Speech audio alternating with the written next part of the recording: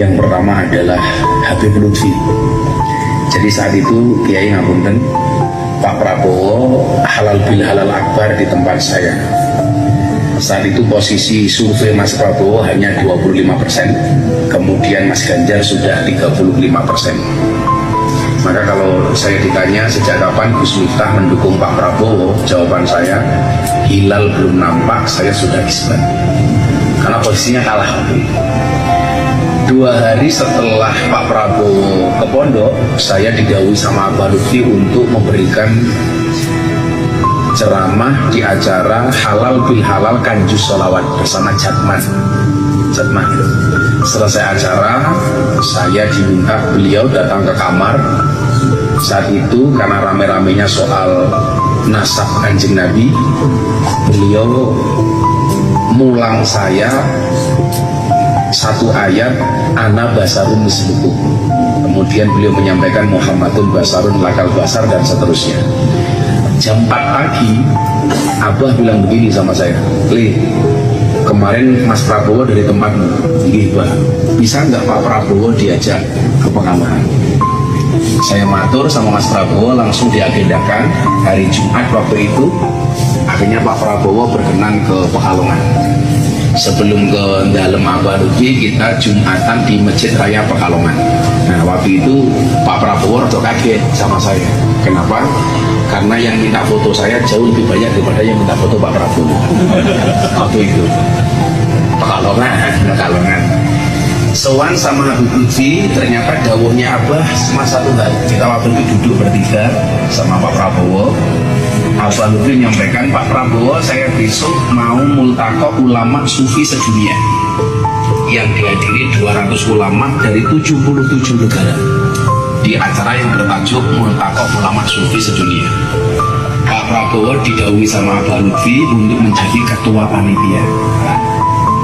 Pak Prabowo menjawab, "Saya mau jadi ketua panitia asalkan wakil ketuanya Gus Miftah." Artinya ya saya harus siap-siap kesel. Dan subhanallah, ini mungkin tidak pernah terpublish, seluruh pembiayaan acara itu termasuk mendatangkan ulama dari 77 negara berikut akomodasinya itu ditanggung dengan keuangan pribadi Pak Prabowo. Semuanya. Jumlahnya pun saya tahu. Ini menunjukkan keikhlasan Mas Prabowo yang dia bilang sama saya, "Gus, nggak usah disampaikan kepada siapa, yang mencukupi saya." Dan alhamdulillah waktu itu Pak Jokowi berkenan untuk datang.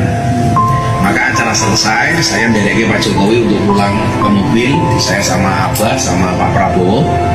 Saat mau masuk mobil, Pak Jokowi bilang begini sama saya, "Gus Miftah sekarang sama Pak Prabowo terus." Saya jawab, "Kan perintahnya Pak Jokowi." Saya ngomong seperti itu di hadapan Mas Ganjar. Pak Bri Soyowani. Nah, saat itulah kemudian terjadi selfie yang paling fenomenal di tahun 2023. Saya bilang sama Pak Jokowi, "Pak, izin selfie sama Pak Prabowo." Luar biasanya Pak Prabowo apa, Pak? Tangan saya dijilid, dicubit. "Gus, jangan, gak enak saya sama presiden." Begitu takdirnya Pak Prabowo sama Pak Jokowi. Pak Jokowi akhirnya bilang, "Monggo Gus, selfie." Pak Prabowo yang posisinya berdiri di hadapan Pak Jokowi itu langsung ke belakang. Etika beliau kepada presiden. Sebenarnya hal ini juga nampak ketika pertemuan 1000 Kiai di Tambak Beras bersama Kiai Hasib dan Kiai Marzuki Mustamar waktu itu. Ketika beliau sedang menyampaikan ceramah, di belakang mimbar ternyata debunya Imam Mahmudlah. Langsung geser, mimbarnya digeser. Demikian juga ketika Ra'ana Gus Am datang ke pondok saya, Pak Prabowo pidato, di belakangnya ada Gus-Gus dan orang, langsung beliau pinggir. Ini menurut saya etika santri yang luar biasa. Nah, setelah itulah kemudian Abah Lutfi memerintahkan, "Yusri, gue mendukung Mas Prabowo, insya Allah jadi." Kenapa para lurah kok saya itu percaya banget dengan firasatnya Habib Lutfi? Saya tadi matur sama Kiai Agim. Saya itu dari Abah dari tahun 2000-an. Sejak saya miskin gak punya apa-apa, pertama kali saya ketemu sampai hari ini, kalau Habib Lutfi ketemu saya itu pasti kalimat yang keluar adalah juragan. Juragan ini tetap. Pas saya miskin lah, saya waktu itu ingat betul punya uang 50.000. pilihannya dua, untuk beli susu anak saya atau saya sewa Abah Lutfi ke Pekalongan untuk naik bis. Akhirnya saya bilang sama istri saya ke Pekalongan, nggak beli susu. Melihat wajahnya orang soleh itu kan satu. Sampai sana nggak perlu matur apa-apa, aku cuma bilang sudah kali tahu. Jadi tabarukan sejak saya hanya bisa ngamplopi 50.000 itu pun utang. Beliau manggil saya juragan. Akhirnya saya pulang sampai rumah jam 12 malam, anak saya nangis karena nggak bisa nyusu. Akhirnya malam itu saya rebutan susu sama anak saya.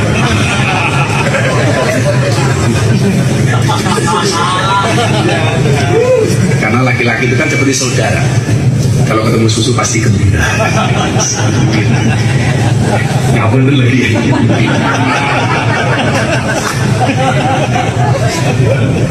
Minimal lah kalah ngalim menang kentir lah. Nah, saya kemudian hidup saya berubah itu banyak betul karena kalimat doa yang keluar dari Habib Lutfi. Termasuk ketika kemudian viral pengajian di klub malam dan di lokalisasi itu, orang pertama yang membela saya ketika saya dihujat itu Habib Lutfi. Beliau mengatakan Miftahwi bengket, yang namanya bengket itu ya kotor, ya bau oli, kena gemuk dan lain sebagainya. Itu kalimat Habib Lutfi. Maka ketika di Jakarta waktu itu di TV One saya dihajar sama Islam yang agak garis keras itu, yang dilakukan Miftah di klub malam lokalisasi itu memalukan karena menjual agama. Waktu itu jawaban saya adalah satu, karena saya mantap dari Abah Lutfi.